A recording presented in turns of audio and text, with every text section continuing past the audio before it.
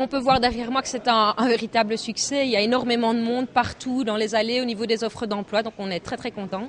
On espérait avoir au minimum 2000 personnes et je pense qu'à la fin de la journée, on aura dépassé largement ce nombre de personnes-là. Le salon est organisé en différents espaces. Il y a évidemment un mur avec des offres d'emploi, un couloir d'offres d'emploi. On a aussi l'espace Branchez-vous sur l'emploi, donc qui est consacré à l'emploi et à la formation. Pendant toute la journée, les demandeurs d'emploi peuvent venir découvrir un peu les métiers que l'on propose dans la construction, dans l'industrie, dans les titres-services et alors se tester surtout dans ces métiers. Il y a des démonstrations. Il y a différentes animations aussi qui sont proposées, donc on peut tester son niveau en langue, améliorer son CV, sa lettre de motivation, que ce soit en français ou en néerlandais. Donc il y a des tas d'animations concrètes qui sont proposées.